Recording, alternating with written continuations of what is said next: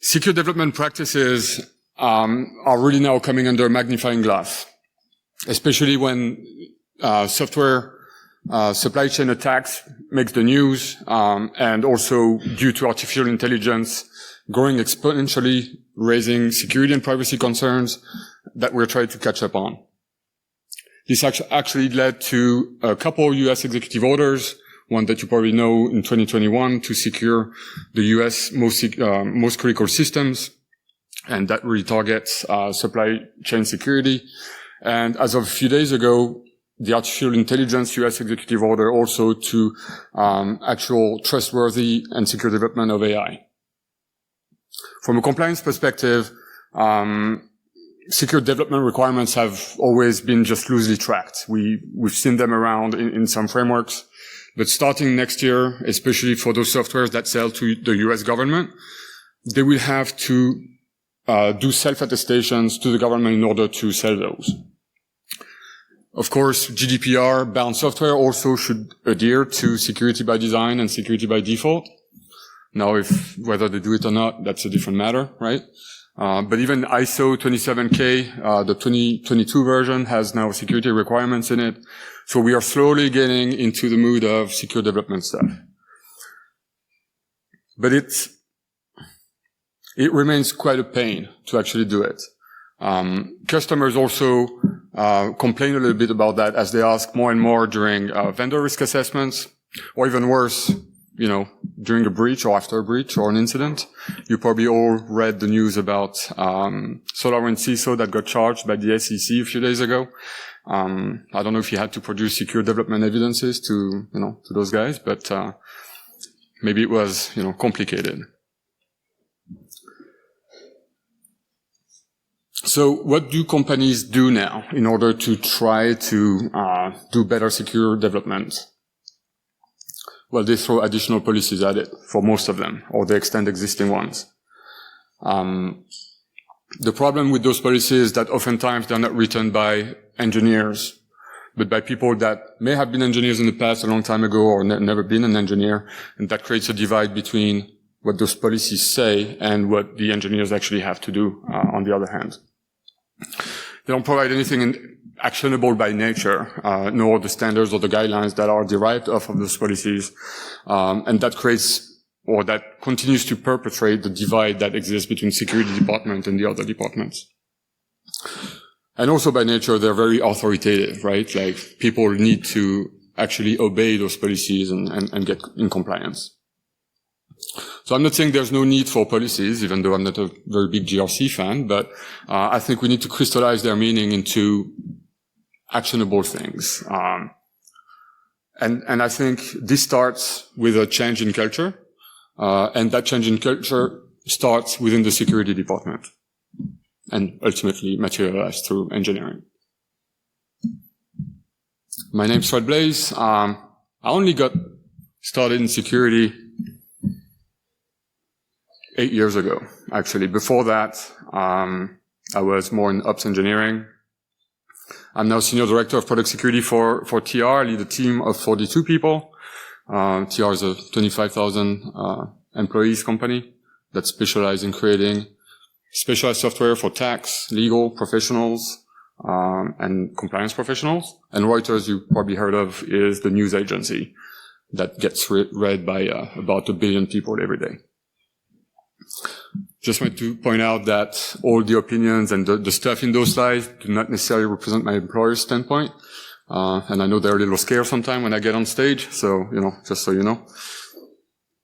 So all that past experience before I got into where I am today hopefully makes me a better product security leader because of the empathy that I can have for those, on the other side of the fence. And helps me do security in a different way. Before we start, just a little show of hands. How many of you have been engineers in some capacity before going into security, assuming you're all in security? All right. A good amount. And how did you feel about security back then? Was it a pain in the butt, or was it something you embraced? If I had to guess, I would say it was probably a pain in the butt, right? But if you've been there before, that probably makes you a better security engineer today. So it all starts with empathy. We are just like the others. The security department is here to add to the bottom line of the company. But sometimes we remain heads down into what we do and possibly leading us to do security in a vacuum.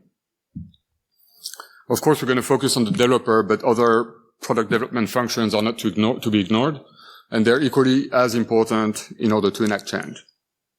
Like product management, for example, those that drive the roadmaps and ultimately decide the time that gets allocated to security. It's also important to understand that when you design your security initiatives, the people that will receive them or consume them will just not care. They will maybe ignore them, or they have little time and that's going to get pushed, way deep in the backlog. And they'll do what they want. I mean, who doesn't do what they want? I do what I want. I'm sure you do too. So basically humans are social beasts, right? And the more likable you'll become, the better chance and the more trust you'll gain as you work with the others, and the better chance you'll have to improve the security posture of your products.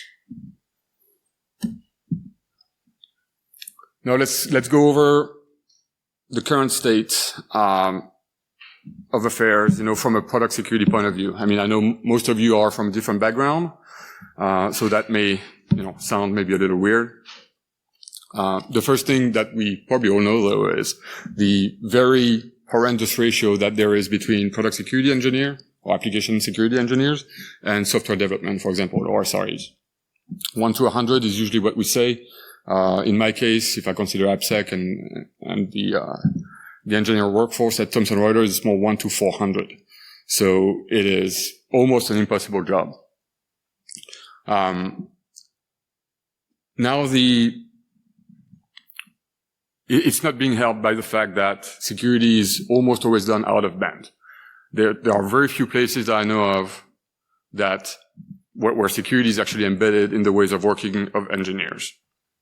So they do not get a chance to remind themselves about the security work that needs to be done early on in their work, and that's definitely that makes it complicated. This is due in part because we all have specialized tools. And through our experience and that those tools, this is causing bias also on how we think they should do the work of security. Whereas we should probably think on, how they should do security being developers, for example, or being operations professionals. Even sometimes we constrain them to use security tools, whereas they are made for security professionals. And I have a very specific example in mind about a SaaS tool, which is so horrendous to use that in order to get their remediation advice, they actually have to log on to that tool. And even for us in application security, navigating that tool is just hell. So it's really hard to be asking those guys to do a good job there and to work security efficiently and do a good job at it. Organizations also have inflexible rules that dictate how development teams need to pay attention to all vulnerabilities and all vulnerabilities in scope. So, for example, most organization wants to fix all critical and high. Whatever you think of it, that's kind of the real state of affairs. Like we don't, it's very severity-based instead of being risk-based. So hopefully everyone, is trying to change that. But today, that's how it is. And of course, doing this is with very little consideration on the amount of work that the engineering teams have to perform. We just tell them to do it, period. And these are caused also because from a management perspective, we have those metrics and we expect compliance with those policies, with those SLAs. And that leads us astray from actual security and reasonable security. That's actually going to make us better and protect our estates better.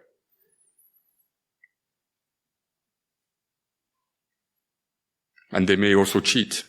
So I'm reading my notes also a little bit. There are so many things to say.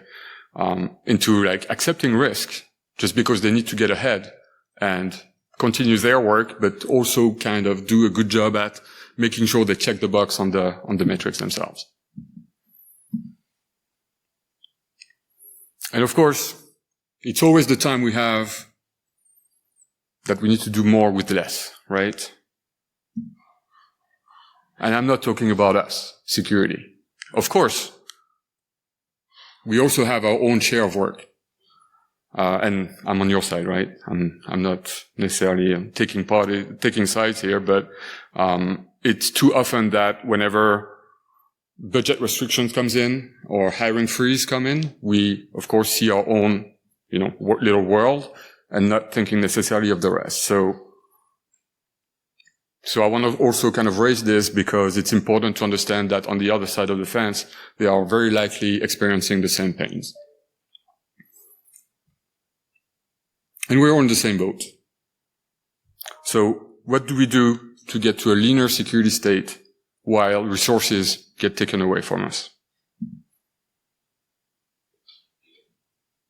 Sorry, bad with slides. All right, so I propose a change process that starts with introspection. It's always too comfortable to do what we've always done, right? So I would say the first thing to do is to challenge ourselves. It's to become more involved in understanding how the other teams, our consuming teams, are coding, building, deploying their applications, where they are doing it, and in order to make better decisions on how to move the state of affairs. And also question yourself, would you do it yourself? If you were on the other side of the fence, would you follow your own processes? Dogfooding. So there's a little bit of a mix in this part, but ultimately try those changes first where you are. The first thing probably to do, which doesn't relate necessarily to dogfooding, especially from an engineering point of view, is to work on the empathy of your teams. So if you lead a team of product security engineers, make sure that they understand, they think of the consumers, the customers, internal customers in the end, to make sure all decisions are made with that in mind. You probably need to instill a new vision and a new mission to your team so that they also understand that they work for someone and they work for the company to add value and not just do security as a non-functional thing. And you need to rinse and repeat that. It's like a brainwash you need to get going because people forget. They get back to their old, habits. Habits are hard to break. Also, as you preach security practices to the other teams, are you doing it yourself?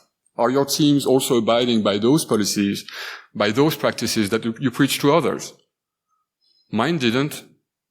I had to push them to do it. And that comes to a realization that it's not that easy. Maybe we need to change something. It makes you understand the pains that the others go through and ultimately lead you to offer something better. You also need to know your customer, KYC. Oftentimes, again, we work in a vacuum. We have our tools. We have to be experts at what we do. But when we do things, we don't really know for whom we do them. And that also kind of diminishes the value of our work. Weaponize. I had to use a word that, you guys, all understood. Weaponize. So I, made an effort here. So by weaponizing in this case, it's making security as a product. You understand your customers now. You can start building, iterating, adapting, and industrialize the solutions you want to put in place in order to get to a leaner security state. Scale. As you do this, of course, you will want to scale. So in my case, scaling to 4,000 engineers across the world with a third of contractors also is pretty challenging, very fragmented landscape. So you need to prove, the value, starting small, expanding out, without forgetting about training and socializing. And these are very important, especially the socialization part, to the point where you probably need to run your own marketing campaigns. And we often don't do that enough. Always think that people think security is there but invisible. And guess what? If it's not visible, it's not there. Period. And ultimately you get to to the profit stage. You're making progress towards that security by design state that we all want to reach. And at the same time, you get better compliance metrics.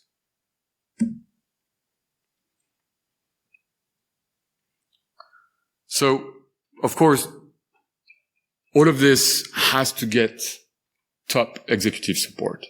And it's usually not necessarily your CISO. It's actually not your CISO most of the time. Your CISO will agree with you that security needs to be important, needs to make waves, in every single part of the organization. You need to reach to your CIO. You need to reach to your head of engineering. The people that are really up there. If it's the CEO, it's even better.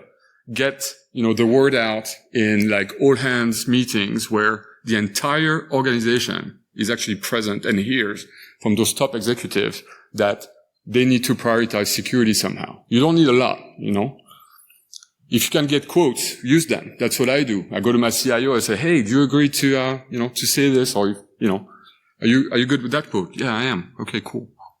Get the name down. And then you can prepare your communications, your PR FAQ, public relation FAQ. I was talking about marketing. Ultimately, getting security in the ways of working of people also goes through that. It's kind of weird. And usually we're the ones doing it ourselves, even though we're not professional there. And you need allies, of course. Security is just not going to happen like this. So in product security, of course, we need to talk with product development, and that's the business side of the house. You need to make sure that they make time for security in their roadmaps, because they will decide what the engineering teams do. So if you don't do this, you lose. After that, you need also to communicate with those engineering teams. So hopefully they'll get the message anyways, but then it's more at the PO level, making the time, like velocity for security, making sure non-functional requirements are integrated in their sprints early on, etc. Platform engineering, the same. So those teams are like SRE ops people that usually have like shared capabilities type of things. And they usually build, we were talking about golden images yesterday in one of the talk. Well, they build those things. So you can work with them, bake some things in, then red team them, break them, do it again. But you also have to educate them at some point.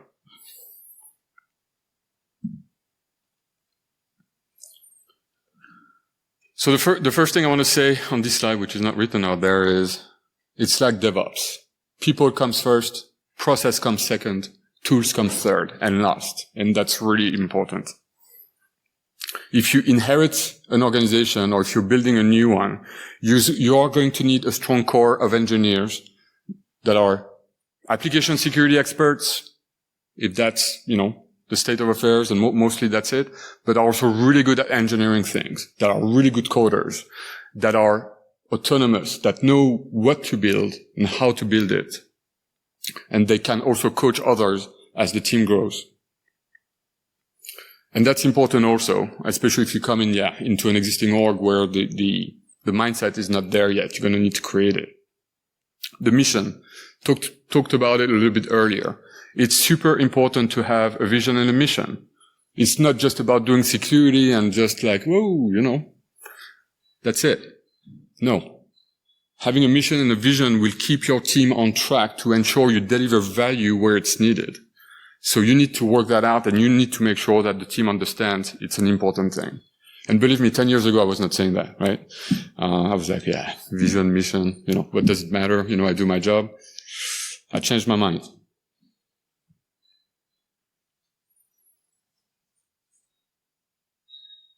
The product. It's also easy to go to business as usual mode, BAU mode, and do, again, everything that you do day in, day out. You need to make sure that your teams reserve time for innovation, and training also, right? Especially in those times where AI, kicks in. I mean, how do you secure something you don't know? And unless you take training, you won't know. Or even just go and work with the teams to actually get ingrained in those things. So don't get stuck in BAU. And the partnerships, which are a little bit different than the top-down support you can get. This is everyone's job, from your junior engineer to your leads and staff people. It's all the relationships that are going to be meshed out with other people in the organization. And you need that as well, because those mesh communication is what is going to drive a bottom-up movement that's going to be, making real value happen, sandwiched with the top value, the top exec support you will get.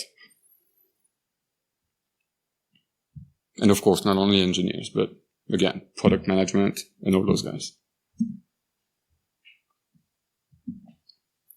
All right. So that's the weaponization thing. So for those who built product in the past, there's nothing crazy about it. It's just that in security, we don't often do it. And this is part of making security a product. The value proposition. As you build a solution for your organization, what's the value prop? Is it a vitamin or is it a pain pill?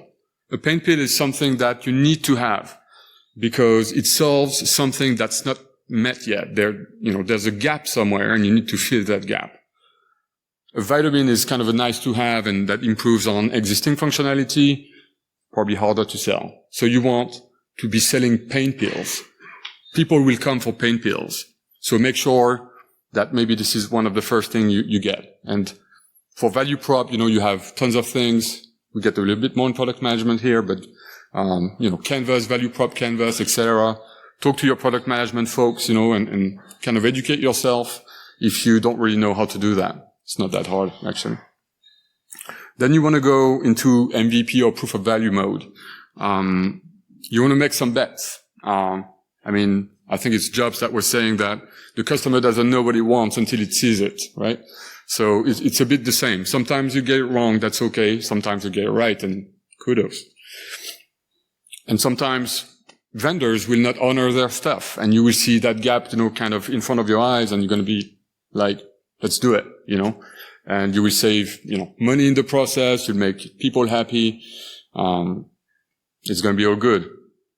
Don't be afraid to contribute also to open source. By the way, I'm a big open source fan.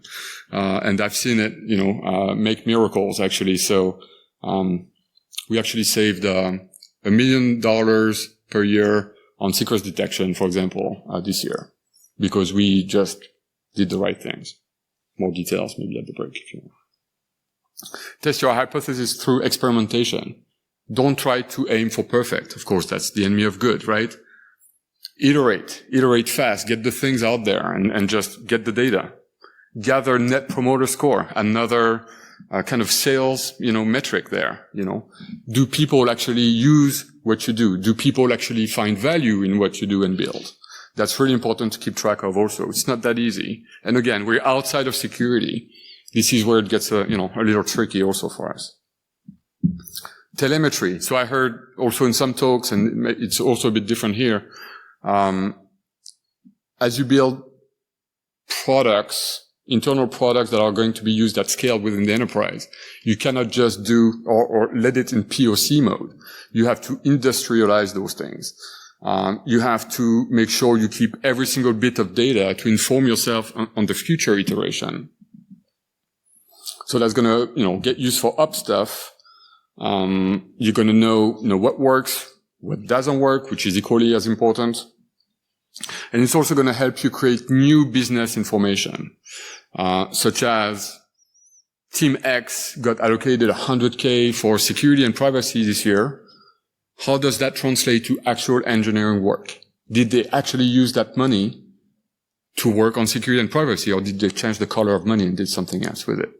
Super hard thing to track, but as you make ways into building internal products, these are solutions, or answers you can find to those questions.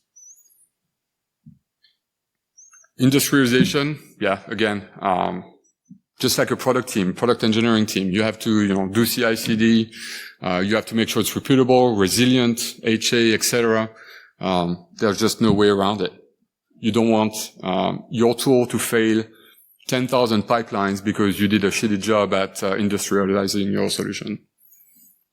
And then you start again, and then you iterate. You take that data, you acknowledge where you fail, you try again until you succeed.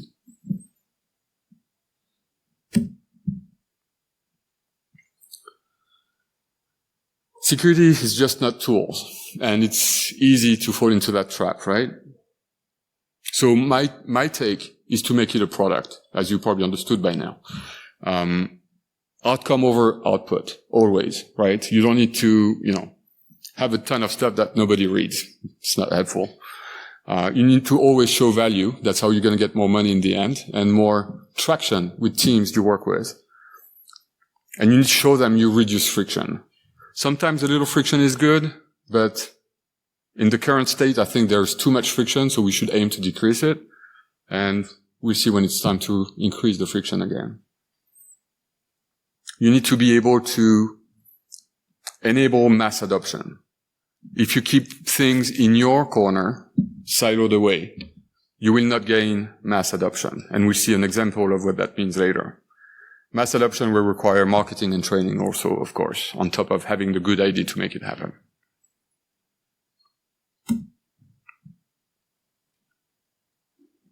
Okay, so what products am I talking about? So these are 3 ideas that I have, that I'm actually working on these days. Of course, you need to raise visibility and simplify things, right? That goes towards getting things simplified. One concrete idea of that is, of course, getting things in band of engineering ways of working. You want to make sure that they remain in context when they do security as much as possible, so that they don't have to context switch. You want to abstract the complexity away. So you don't want them to, for example, include 10 different tools in their CI pipelines to maybe change them a year later. They're just going to kill you. So it's better to aim for zero config security. If you, on your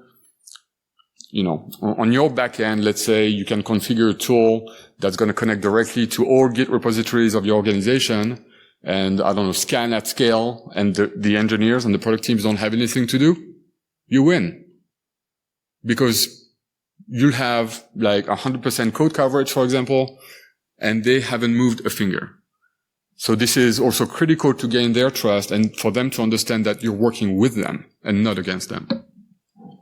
And you want to automatically enforce that security and only, maybe work through a few exceptions. That's where the internal security by default comes in. But usually it works a little better.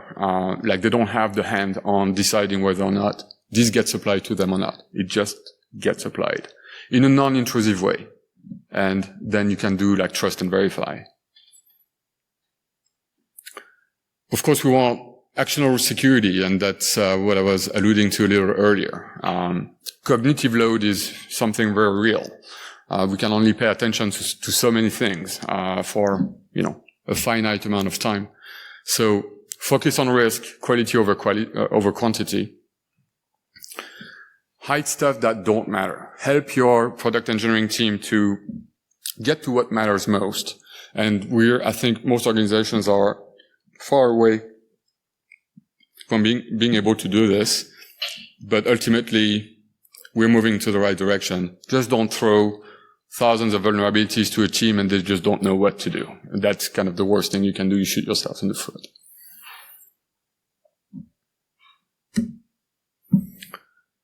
Some examples of things that are not rocket science, to be honest, but that hopefully can, help you move towards a better state. You probably all use Jira or Azure boards or something like that, Asana. Get security in there. Like this is where the product development and the product engineering team spend their lives. If you can create an extension or whatever it's called in whatever tool you use, do that. Create that extension. Make sure that, it's in band of what they do. And this is probably one of the best places for them to look at security stuff. Include your non-functional security requirements in there. So we're working a lot on threat modeling initiatives, which is all the rage these days in product security.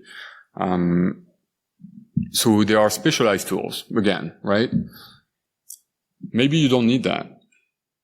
Maybe if you use Draw.io in your organization or Lucidchart, maybe you can take their SDK and just create those, 4 additional shapes with security metadata so that whenever they draw their architecture diagram, they're just one step away from doing their threat modeling, and you to get the data directly from the tool, and you've gained adoption at scale. All of a sudden, because everybody used that tool at the enterprise level anyway. So always think of that also. And I'm not saying this is the silver bullet, by the way, I'm still fighting this, but this is something to think through. GitHub apps, same thing. A GitHub app is nothing to create these days, right? And you can intercept pretty much anything. So you can also put the responsibility and accountability on those developers for security, so they also understand it, and make them, if they want to bypass, whatever security, let's say you find a secret in the code diff of a PR, your GitHub app is going to intercept that, say, hey, sorry, you got a hard-coded secret in your code repo. The GitHub app changes the status of the PR as a request for change, and the developer has the power to override that request for change. But then you can capture that information, and you know that they willingly accepted that risk. You have the data. They could still move ahead if they had to move ahead. It's not your business to get in the way and prevent the business from moving forward. But doing so, they get reinforced in their responsibility and accountability, and you've done your job getting in band and ensuring that everything stays safe without another, kind of risk acceptance, system outside of that where, everything gets more complicated afterwards. You could build a prioritization dashboard. So that goes to, making sure that people work on the right thing at the right time. Out of 1,000 vulnerabilities with those crappy CVEs that we see these days, maybe they only need to work on 10. How do you get to those 10 is the thing that remains to be discovered, right? Because there are many things happening and nothing really good right now. But try to direct them to those 10 vulnerabilities they have to fix right now, because these are the ones that matter. Scorecards. So this is also pretty easy. I mean, we all use tons of systems that create tons of telemetry across the enterprise. Put all of that into a data lake and then create information out of it. Create, scorecards, A, B, C, D, F. A, you're the best, F, you fail. And then expose that to those business units, to those teams, and say, well, vulnerability management, you're B, application security, you're an A, endpoint detection, endpoint and antivirus stuff, you're D, you don't install anything, etc., etc. Make them realize that for certain pieces of security they're good at, others they're not. It's also going to help them prioritize what type of security endeavors they have to do first and where to put their money. And also, if you can, provide gifts. Give them gifts. If you create something that can make their lives easier, they will thank you for it. And if they start seeing this more often, they will also better understand you work with them and not against them. And if you can, and if you create product, and you probably noticed in the first slide, I also manage the engineering teams for security for all of Thomson Reuters. So it's easy for me, or easier for me anyway, to say that because, well, if I need to do something, I can just tell my team. That's pretty good, and they're real developers. But if you can make your things also API first, that's what we need. So that if those people have an idea on how to integrate their process, they can also come your way and not you always their way. So that's the end. There's a lot to unpack. It was a lot to talk about in just 30 minutes. Go and challenge the status quo. There's a lot to be shaken up in the security industry, especially in product security. So go and get that security by design and default. Thank you for your attention.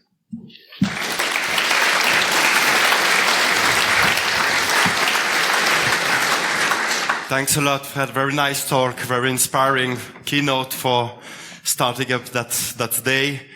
Thank you for challenging our guests. Run a bit late, but we'll take time to one or two short questions if there's any in the room.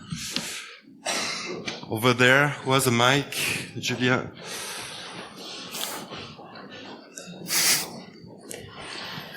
People I know are not allowed to ask questions, Rick. I'm sorry. Just one point for those who ask question. If you can just remember who you are, your name very shortly, it will be comfortable for the speakers. Thank you. If you can remember what? What's your name? Sorry, your name. What's my name? Hi, my name is Rick. Just make him aware who you are asking the question. Okay. Thanks a lot for your talk. I thought that it was really interesting, particularly about the proposals for incentivizing rather than punishing people for security practices. What I kind of wanted to ask you is, as kind of a person that's responsible for these programs, what is your take on ambassador programs, rotations, and kind of getting the security people to talk with the dev people more and on a regular basis, which would complement these proposals that you have? And how do the politics of dev agendas versus security agendas get in the way of that? Yeah, no, excellent question. It was actually a slide I had, but couldn't just fit in. So I believe security champions programs are necessary. They're just super hard to put in place. And they're most of the time super hard to put in place or keep alive, rather. They're easy to get started, but it's much harder to prove the value and to maintain them over time, because you need to, proving the value of such a program is really hard to do. So at some point you may lose your resources, your budget for it, etc. Whereas you should probably keep it. Like you need at least one person that's fully dedicated to it, that handles all the communication, that keeps the program alive, that gives it love, that really, it's almost like a developer relationship job type of thing, right? But it's the only way to scale. I mean, with a 1-to-400 ratio, I don't think anybody found another answer except maybe through some, products, little internal products that could simplify things. The rest would be through those security champions program, but they're super hard to maintain over time. Yeah. And as far as, I think the second part of the question is about, the point of view of the engineering teams, or the politics of it. So I tried 3 times to do those things. I never really had politics issues with them. I think everybody is for it, but I never get extreme support for it either. So it's like, yeah, do what you want. If you succeed, that's good. If you don't succeed, we don't care, type of thing. So yeah, it's a constant battle. There's another question just in the middle. Fantastic. I loved virtually everything that you had to say, because it's stuff that I have to deal with every day. My name's Chad Brigance, sorry.